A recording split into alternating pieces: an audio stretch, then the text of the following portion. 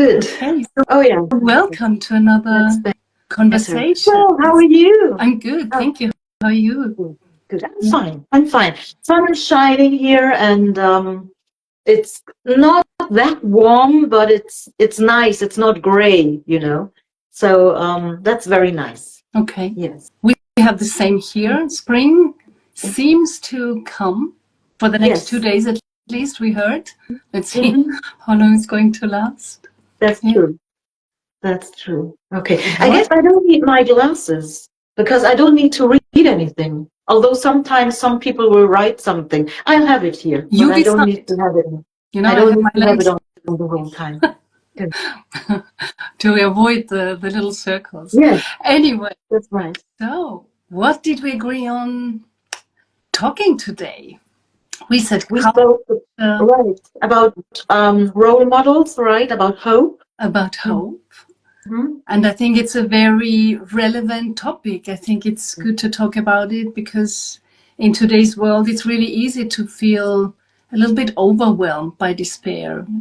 If we look at the rise of nationalist movements in a lot of countries, if we look at the wars that are going on, if we look at the divisive, often aggressive rhetoric from some of the most powerful voices in the world, unfortunately, that can make hope seem hard to keep in a way, right? Exactly. However, what we also said, we want to focus on what is right and not on the things that are wrong. So we want to focus on the positive, on the progress, on things that we actually are able to change, to do, to contribute, possibilities ahead, in short, actually, and not things that might give us despair, but we decide to not give it too much focus. As I said, the energy flows where the attention goes. So our attention is on hope today, on role models, everything that, can be influenced by us. Everything else. That's right. So we believe, I think we agree that in fostering meaningful, inclusive conversations, as we do in our conversations, I hope, and also playing our part in shaping a more aware, more connected, a more woke society in a way, a society that is more alert to racial prejudices and to discrimination. So we want to play a part in this, I guess, right? That's right. Let me kick it off with the question: What does give you hope? What makes you go every day for the things that you stand for the things that you believe in? I think I was born with quite a half-full glass, how we say in Germany. We always say our glass is half full and not empty. And I think I was born with this kind of attitude. And when I lived in Nigeria as a child, my hope was always that I could go back to Germany. So always also this positive thing, not thinking it will never happen, but thinking it will happen one day.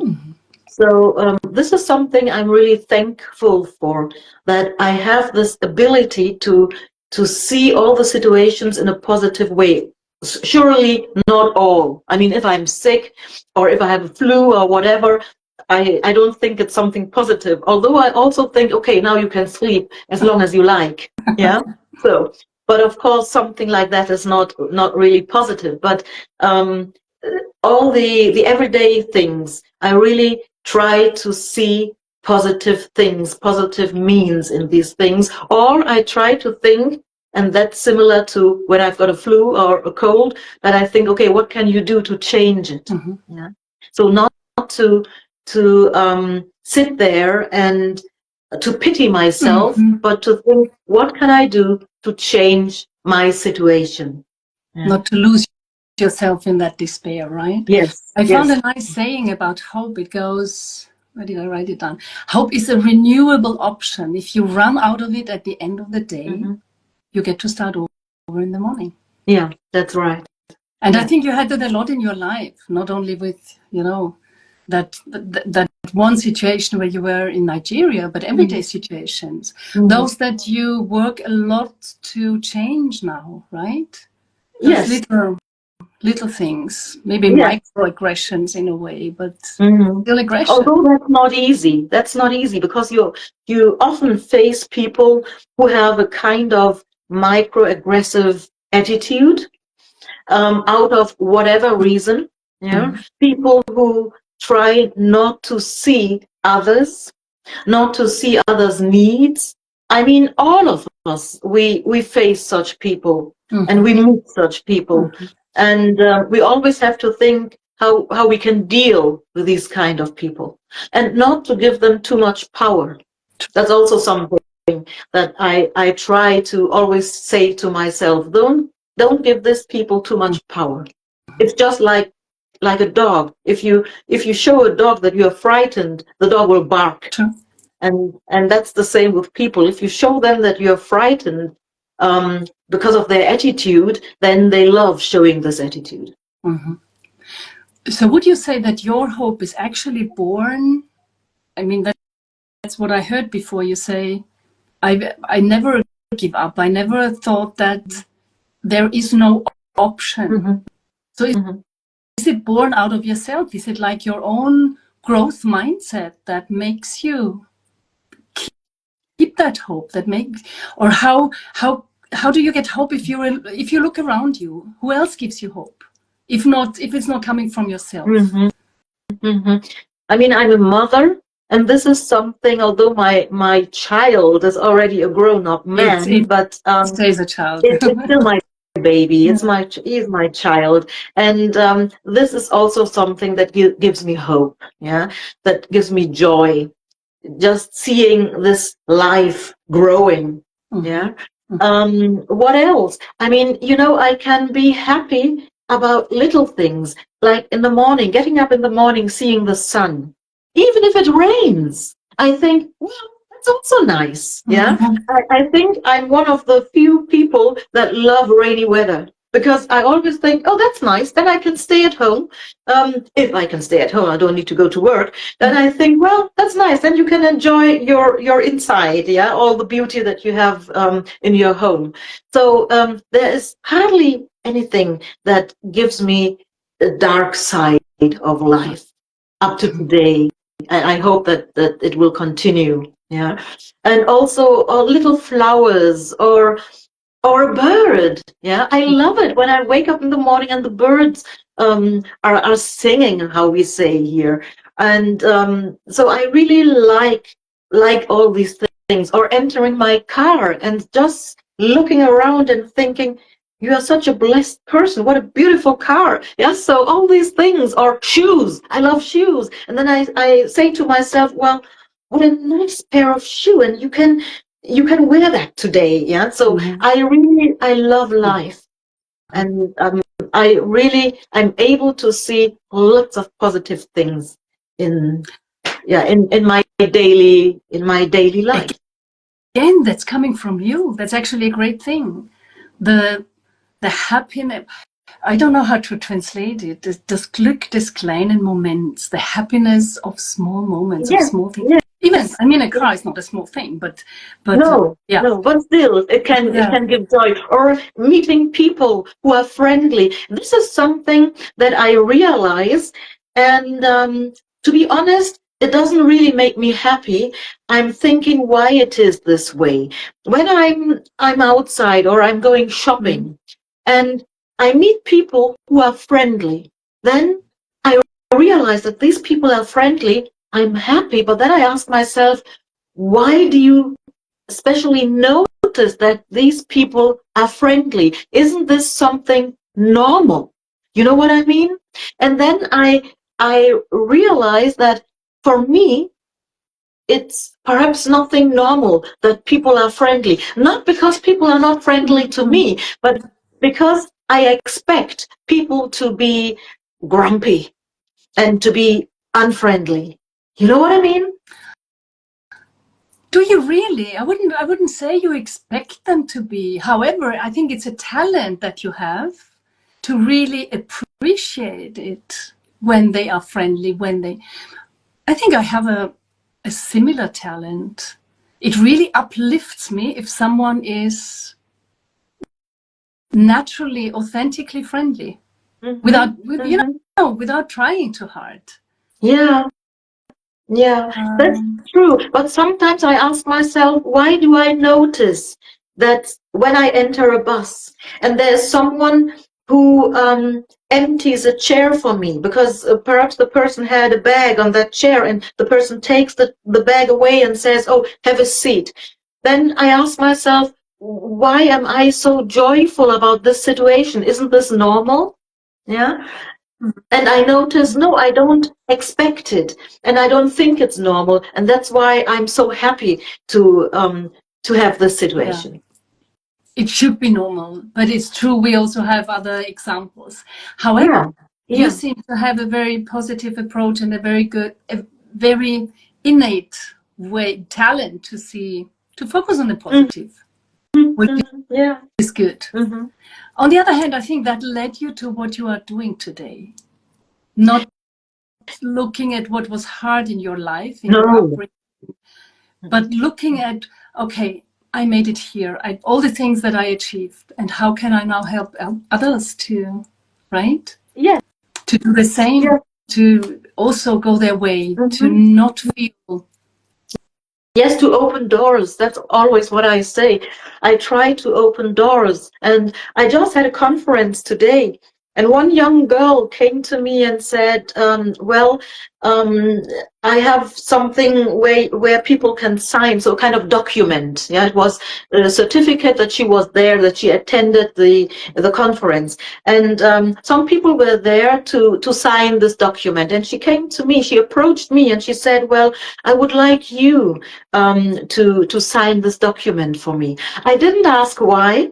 She didn't tell me why. She wanted me to sign the document, but I thought it was a compliment that she wanted me to sign this document, and I did it. Yeah, and I came home and I just spoke about it and said, well, this was a nice situation that she approached me, although she didn't know me, and she said, I would like you to sign my document.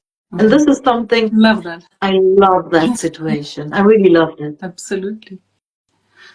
But maybe, I don't know, I'm just guessing here, but maybe this is someone who does see, and we jump to the next topic with that actually, who sees you as a role model.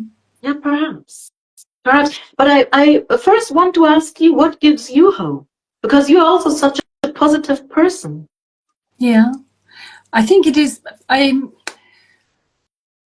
Sometimes I think, because you have so many stories about your upbringing having been difficult, having been a challenge. I really appreciate, and I can see how easy my upbringing was. You know? And I do know that's not something that is a given. However, I can see it. I also sometimes ask myself, and that's a focus thing as well. You know, when I was in corporate, I was in a very male-dominated industry. I was in the car industry. Ah, okay. But I never focused on maybe things that I couldn't achieve as easily as a man. And maybe that's not even linked to car industry for women in the workforce. I mean, look at the statistics when it comes to salary, right? Maybe my salary was not the same as my male colleagues. I never put too much focus on it. Yes, exactly. And that's a focus thing as well. I did look at the chances I got, and I got a lot of chances as well in my jobs. It's a focus thing. I think it's a growth mindset as well. Looking at things you can not change and putting all your energy there. That's right. That sucks out probably every wanting to leave out of you, right? Every want to leave. Focusing on the positives is then enabling you for the next step, I guess. And maybe you're attracted in a way as well. Yeah. Is that in England where you live? Is that different to perhaps Germany, or are the women also in this kind of not hierarchy but competition between men and women? Yeah, I think that's still in Western societies the same. Okay. We look at Eastern societies very often and we say how discriminated are women compared to men. I think our discrimination in Western societies, they are just different. They are more subtle. They are more. They are maybe erased a little bit. However, not completely. Yeah. There is still a salary gap. There is still probably there are still some unspoken rules, which shouldn't be rules anymore. However, I think it's an evolution thing and not a revolution thing. There were revolutions, and thank God these women started them. However, nowadays it's more of an evolution thing where I also think we need to work with men together. Of course, they are afraid. Sure. They already have the good cards. They don't ask for new cards, right? We need to ask for new cards every now and then. However, I think also the subtlety lies in how we ask for it. Because if we ask too strongly, we are put in a drawer that we don't want to be anyway. That's right. That's right. If you are it's a black woman, then that's right. If you are a black woman, then they say you are the angry black woman. Yeah. If you're a white woman, you are still acting like a man. Why do you act like a man? That's right. You're not too emancipated. Whatever. But maybe you have an additional obstacle. We must see that. I think, it is like this. As a black woman, you certainly have an additional obstacle in a white society. Yeah. Which is unfair, which is why we're here, which is why we have these conversations, right? That's right. But I have the feeling that I'm quite dark. Just let me let some sun come inside. Right.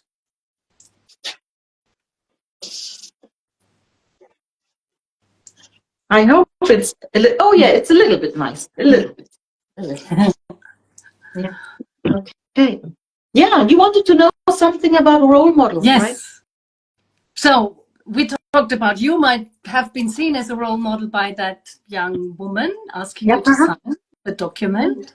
But in general, I can imagine you are quite a big role model already in the area that you work in everything that you do for the cause, for inclusion, for making people feel belonging.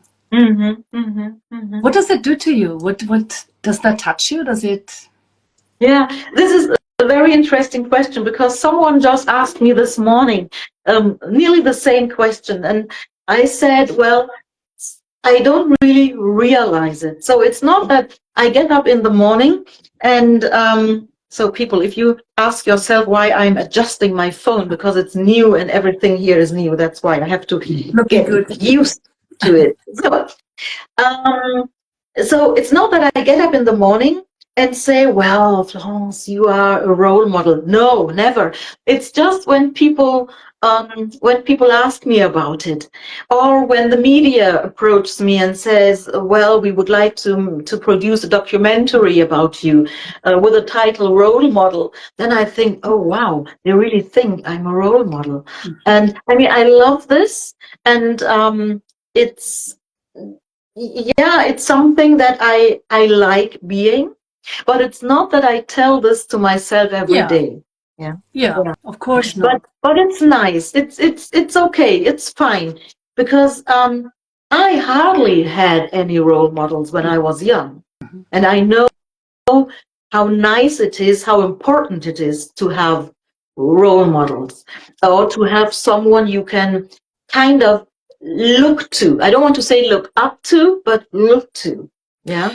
Was your mother ever a role model? Your mama? Not really. My mom, my German white mom. Yeah. No. I mean, I think when you're a kid or a teenager, you don't think that your parents are your role models. You try to be different. Yeah. And so, yes, but as a yeah. child. I mean, when I was really little, of course, as a little child, you see the mommy or the daddy as someone really important, and yeah. But when you are a teenager, then you want to do everything different. That's true. Although she influenced my being, I know that, and I feel that, I can feel that now. But when I was like 14, 15, 16, no, she was not my role model. I looked for other role models. So I loved the Huxtables, and I loved from Boney M, Liz Mitchell. Yeah, because I mean, you know, I looked for people who resembled me, who looked like me. I mean, my mommy, she was white. That was fine. That was okay. But she couldn't help me with my hair. She couldn't help me with my skin.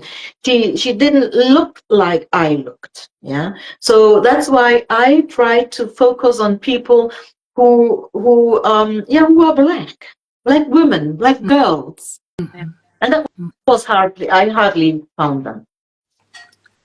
Did you find them in Nigeria when you were there? No. Eventually? No. Not. No, because in Nigeria, the people were different to me. Yes, they were black, but they had nothing in common with me. I had nothing in common with them because I was socialized in a German way. Yeah, I spoke German, so we were really different. Yeah, so no, there was no role model there. Do you have role models now yourself? Well, I like some women, and really think, wow, they show me, they show the world how it can be. Of course, I mean, who does not like Michelle Obama?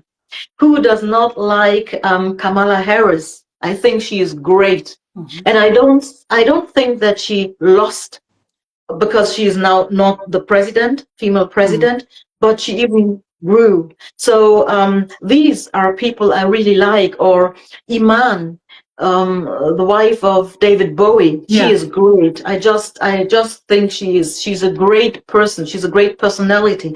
So it's not like looking for influencers, looking for people who have lots of followers or lots of money. I mean, these ladies, these women I just spoke about, they have lots of money, but that's not what I'm looking at. Yeah, but I'm looking at people, or for people who have a great personality, who have something to say. And this is what I think what is important about a role model. People who have a good attitude, who have values. Yeah. And not who have houses or this or that. Yeah, sorry. May I ask you something?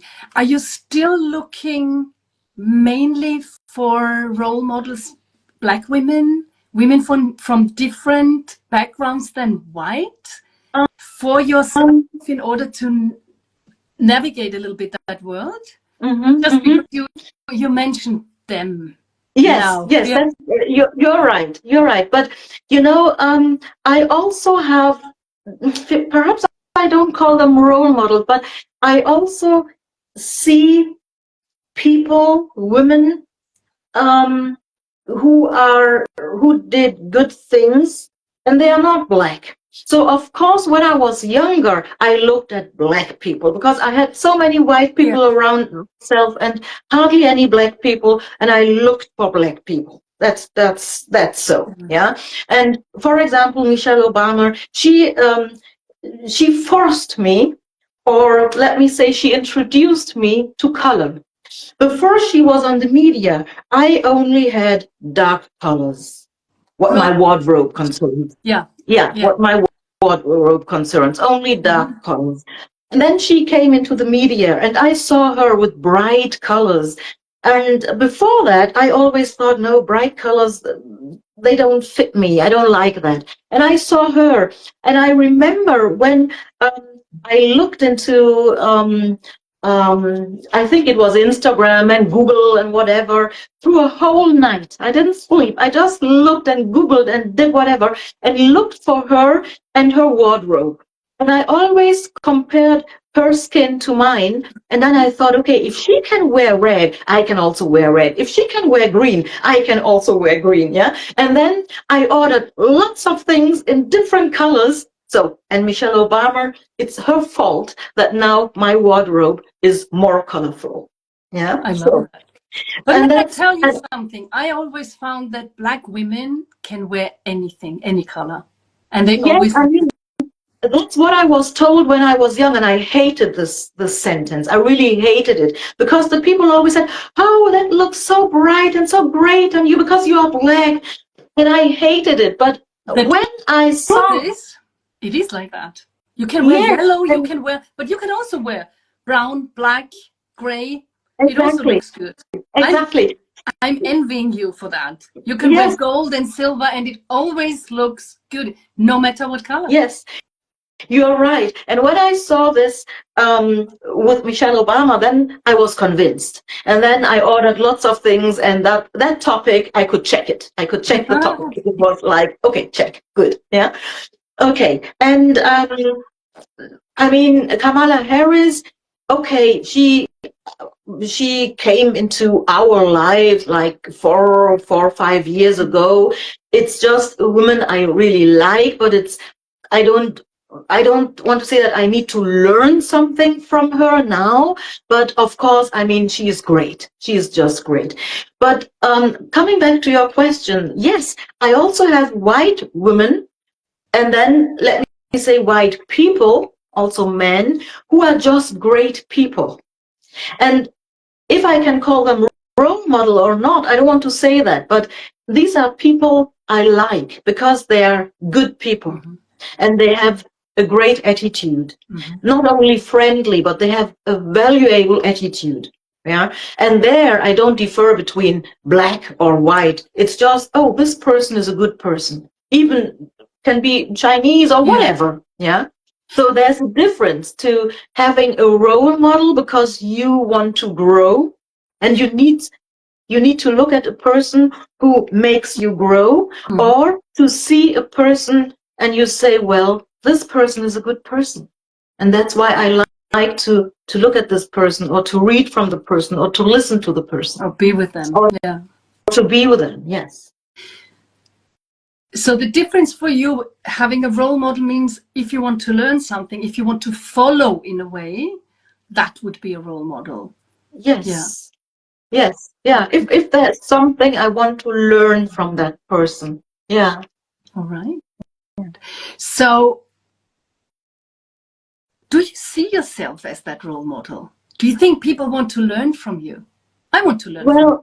There's so many. Well, yeah, that's what people tell me, actually. They say that I can learn a lot from you. I'm doing this because you did that, or you wrote that, or you said that somewhere. Yeah. So, yeah, actually, people see me as a role model, and that's nice. And I'm really humble and thankful that people see me that way. And if it's so, then it's okay. Then I'm there. Yeah. If they would describe you with three words, the characteristics that you represent for them for being a role model, would you like these 3 words to be? I'm patient. Yeah. That's what people say. I'm really patient. I'm consistent. And friendly. Although there are other people who also say that I'm kind of arrogant. That's what people say, 50 years. Yeah. It's because, I mean, I come from the northern part of Germany, and I don't know if all people there are so, but I'm not a person, I'm an open person. I can also be a warm person, but I need my time. So it's not that I see you and say, hello, Bettina, we have never seen each other before, but hello, and kisses and whatever. Yeah. And I have never seen you before. So I first like to know the person and to get to know the person, and then I open my heart. Yeah.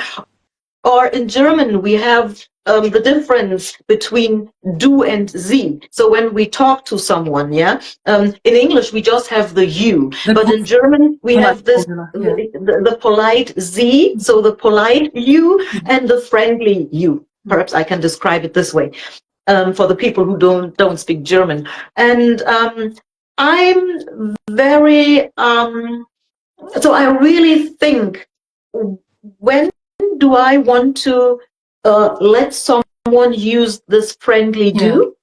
And like my first name basis, right? Not that's family, right. but first name basis. That's right.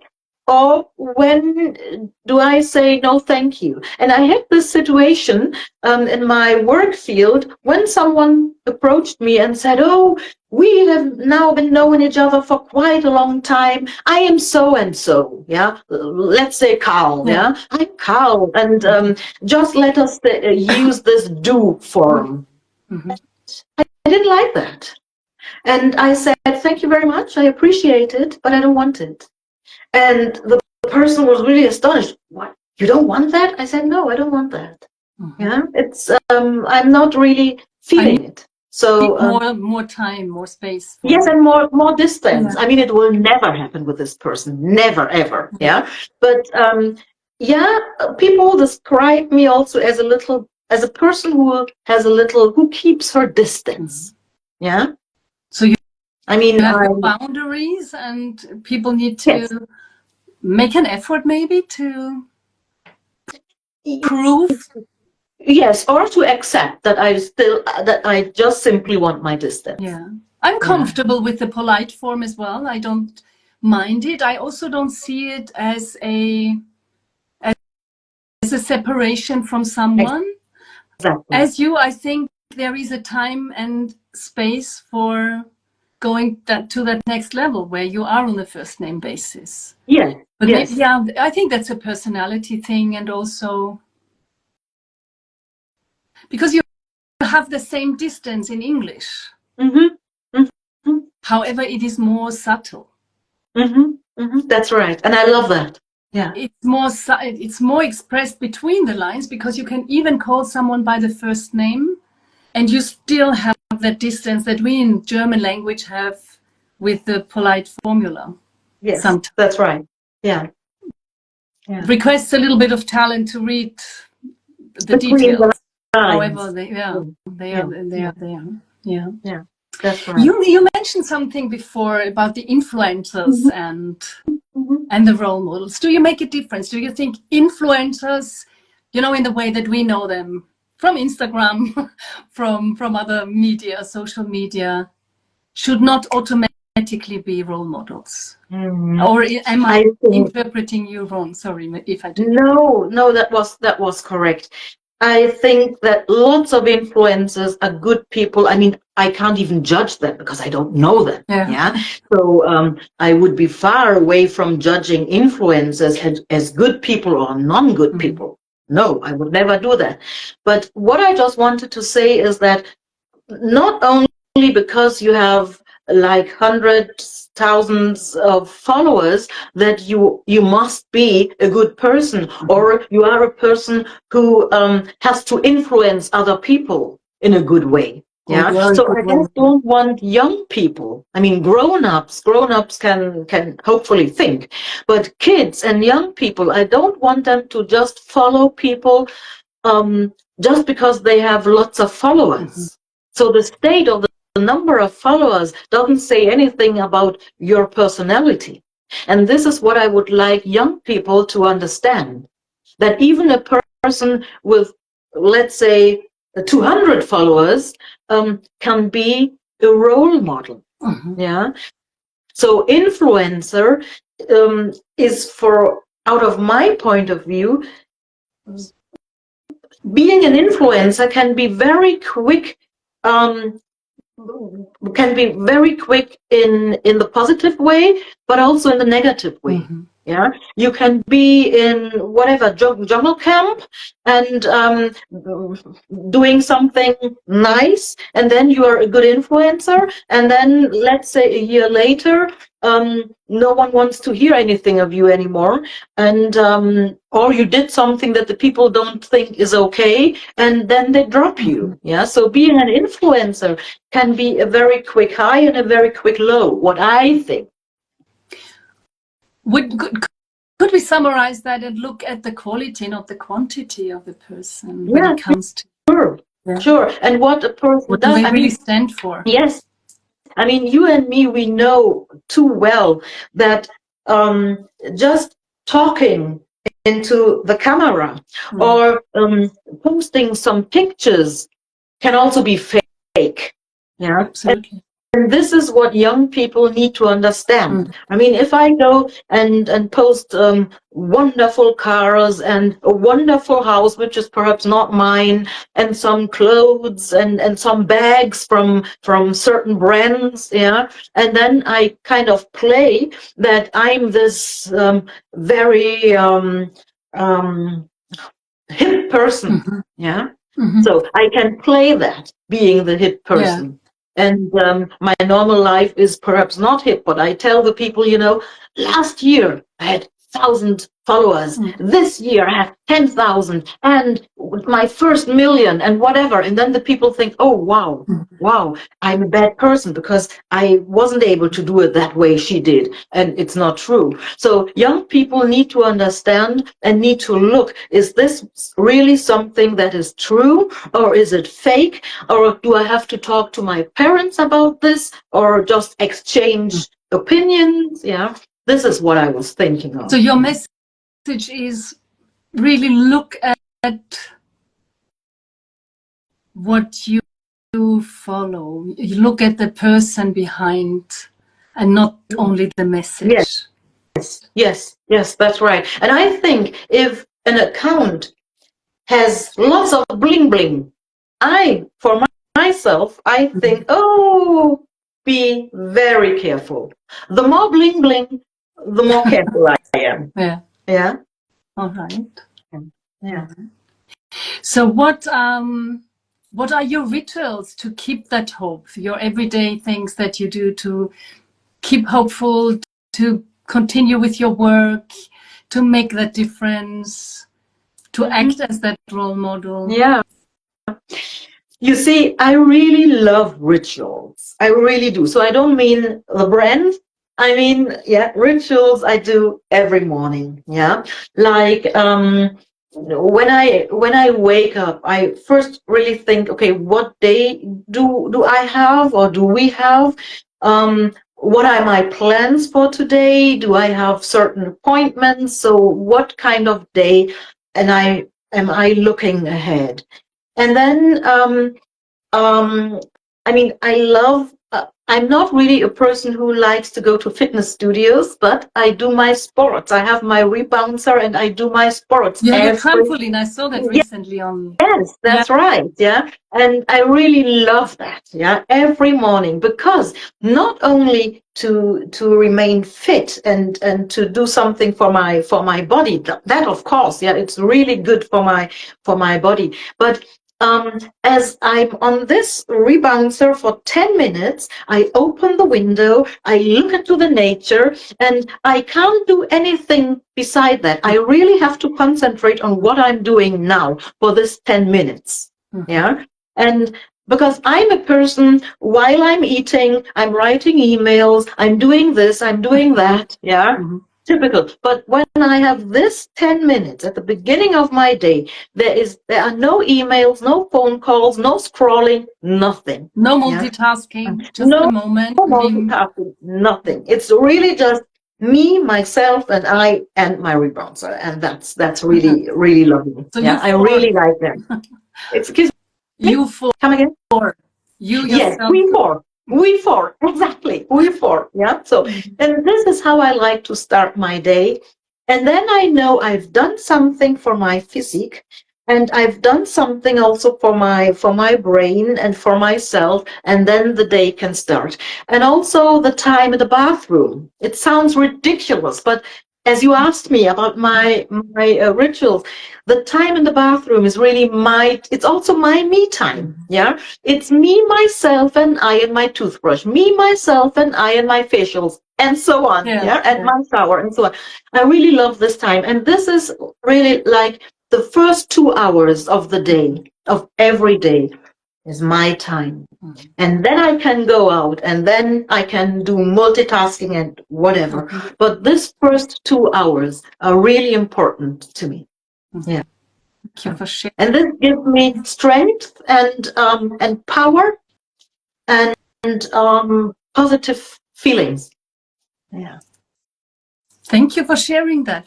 What would you like our listeners, everyone who's here today, to take away from today's conversation? You know, we live in a very rapid surrounding, and our daily life is very speedy. And I think we can all do something against it. Of course, when we do our jobs, when we are outside, sure, we sometimes really have to be fast to do our things, yeah. But everyone can start the day, or people work shift, then perhaps it's not the morning, but every person can have one time of the day, or should have one a part of the day where they just have a kind of me time. Some people love it in the evening. Yeah, they do meditation or whatever in the evening. And you don't need to say, well, now I sit down and I meditate. It can also be just sitting there listening to music, or just sitting there looking outside, or sitting there talking to the kid, having dinner with the children and not having the TV on, or everyone the smartphone or something, but having one time of the day just for us, without any devices, without anything else. Yeah, or people who live alone, or who say, well, the kids are grown up, or whatever. We can all have one certain time where we'll just say, this is my time, and I'm not letting anything else distract me. Love that. What about when it comes to the topic, hope, role models? What would you like for others to take away from today? What would you suggest? What would you recommend them? Yeah, also to look, where are people that I really like and love to listen to? Where are people with good attitude, with good vibes, values? Or is there anyone I can also find on social media, or I can read a book from that person, or whatever? So to focus on the good people. I mean, sure, we are also people who say, well, if you listen to that person, that's negative. But to really focus on positive things, on positive people, that's something I think is also very good to look at. Do I have positive people also in my surrounding? Colleagues, for example, neighbors, whoever. Yeah. Do they make you feel good, or do they suck the energy out of you? Yeah. And that's nice. Really feel good people. Yeah. We should really connect to feel good people and not to the negative people. And when we notice that something and someone is negative, to tell the person just to back off. So, and have your boundaries. I think those feel-good people that you might imagine, correct me if I'm wrong, it is those who have the right attitude with regards to inclusion, with regards to making other people feel belong, give them the space, give them the credit of acceptance, and being in the right place at the right time, because who they are, and not making a difference. I love that. All right. I think that's a good conclusion for today. I see it is we had 45 minutes, because it's always so nice to chat to you, Florence. So I would thank everyone who was there today, who listened in, who joined our call, and say thank you. Take your pick of the messages that Florence gave today. Take them with you, whatever you choose is the message for you. And see you next time. Thank you for your time, Florence. And I'm looking forward to next month's talk. That's right. And we will see what Thank you we very come much. up with then. Thank you, Florence. Have a lovely evening. Thank you, Bettina. Have a good time and enjoy England. Enjoy London, I think it was, or close to London, but just enjoy the time. Whatever it is I do. And see you next month. Yes. Inshallah. Thank you for having me. Thank you. Bye-bye. Bye-bye to everyone. Bye.